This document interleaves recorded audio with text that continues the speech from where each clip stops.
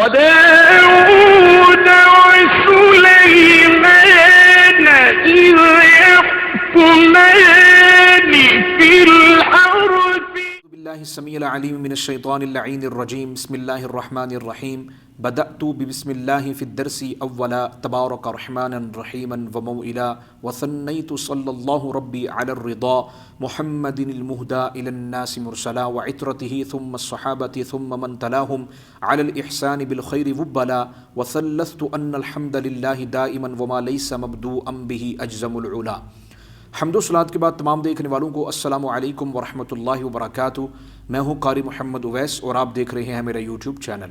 امید ہے کہ تمام ناظرین اکرام اور طلباء اکرام خیر و عافیت کے ساتھ ہوں گے۔ ان تمام احباب کا تہ دل سے میں شکر گزار ہوں جنہوں نے میرے چینل کو سبسکرائب کیا اور میرے ساتھ میرے مشن میں شامل ہوئے۔ دعا کریں کہ اللہ کریم مجھے اپنے مشن میں کامیابی و کامرانی نصیب فرمائے، درست تلفظ، ادائیگی تجوید کے ساتھ، عربی لب و لہجہ میں قرأت قرآنیہ کی معرفت کے ساتھ قرآن پاک سیکھنے اور سکھانے کی توفیق عطا فرمائے اور اس عظیم کتاب کی بروز قیامت ہمیں شفاعت کاملہ نصیب فرمائے۔ قرأت سبع واشرہ کورس کا آج ہمارا لیسن نمبر 43 ہے۔ آج کے سبق میں آپ مشہور مستشرق اجناس گولڈ زیہر کا تعارف اور اس کا قرأت قرآنیہ کے متعلق کیا موقف تھا کے متعلق تمام تر تفصیلات حاصل کریں گے۔ لازمی طور پر میرے سبق کو شروع سے آخر تک سماعت فرمایا کریں تاکہ کوئی بھی سوال آپ کے ذہن میں نہ رہے۔ سبق کو شروع کرنے سے پہلے اگر آپ میرے چینل پر نیو ہیں تو جلدی سے میرے چینل کو سبسکرائب فرما دیں تاکہ میری ہر نئی ویڈیو کا نوٹیفیکیشن بآسانی آپ تک پہنچ سکے۔ تو آئیے سبق کا آغاز کرتے ہیں۔ محترم واجب القدر ناظرین اکرام اور طلباء اکرام، اجناس گولڈ زیہر مشہور مستشرق متوفہ 1921 عیسوی مستشرقین کے اس طبقہ سے تعلق رکھتا ہے جس نے اسلامی شریعت اور اس کے بنیادی مصادر کو اپنی تنقید کا خصوصی مرکز بنایا۔ اس کی جو پیدائش ہے وہ ہنگری کے ایک شہر سزکسوی ہرور میں 22 جون 1850 کو ہوئی۔ کم عمری میں ہی اس نے عہد نامہ عتیق کا عبرانی زبان میں ایڈیشن تیار کیا اور تالمود پڑھ بھی لی، اور 12 سال کی عمر میں عبرانی زبان میں اس نے مناجات کی اصل اور ان کی اقسام پر ایک مقالہ بھی لکھ دیا اور اس کو شائع بھی کر دیا، اور اس نے بوڈاپسٹ، برلین، لیپزنگ اور لائڈن کی یونیورسٹیوں میں تعلیم حاصل کی۔ اس کے بعد علم کے شوق نے اس کو شام کے مشہور عالم دین شیخ طائر الجزائری کے پاس لے گیا۔ ان کی صحبت میں کافی عرصہ رہا۔ اس کے بعد فلسطین پھر مصر میں منتقل ہوا، اور پھر اس نے جامعۃ الازہر کے علماء سے علم کا استفادہ حاصل کیا۔ ویسے تو جامعۃ الازہر میں غیر مسلم کو داخل ہونے کی اجازت نہیں تھی، لیکن گولڈ زیہر نے خصوصی اجازت حاصل کر کے اس میں داخلہ لے لیا اور بحیثیت طالب علم اس نے پڑھنا شروع کر دیا۔ یہاں پر میں ایک آپ کے ساتھ جو ہے وہ بات شیئر کرنا چاہتا ہوں کہ دیکھیے کہ سب سے پہلے یہ جو استشراقیہ ہیں اور اس طرح کے ذہن کے جتنے بھی جدید دور میں فتنے ہیں،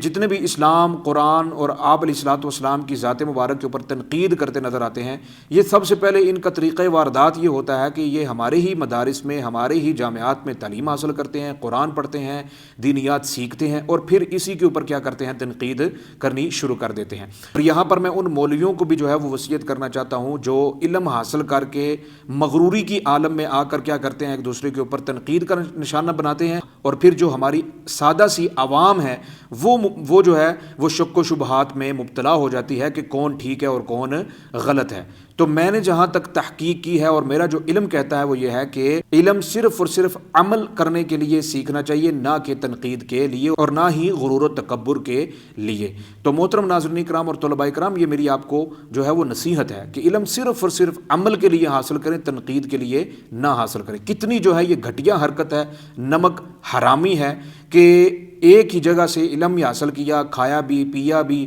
اور پھر بعد میں اسی پر کیا کر دی، تنقید کر دی۔ تو یہ ایک بہت کیا ہے، گھٹیا حرکت ہے جو کہ 70-90% مولویوں کے اندر پائی جاتی ہے، جو کہ نہیں ہونی چاہیے۔ اور پھر مغربی دنیا میں گولڈ زیہر مذہب اسلام اور اس کے قوانین کے حوالے سے جب شہرت تامہ حاصل کر چکا تو پھر جو ہے وہ اس کو مطالبہ کیا گیا کہ تم سیریز آف لیکچرز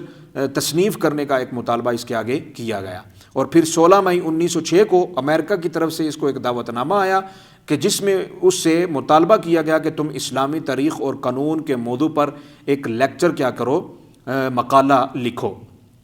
تو پھر اس نے جو ہے وہ ایک لیکچر جو ہے وہ بطور مقالہ لکھا۔ اس کا عنوان کیا تھا، ڈیولپمنٹ آف اسلامک کے نام سے اس نے ایک لیکچر کیا تیار کیا۔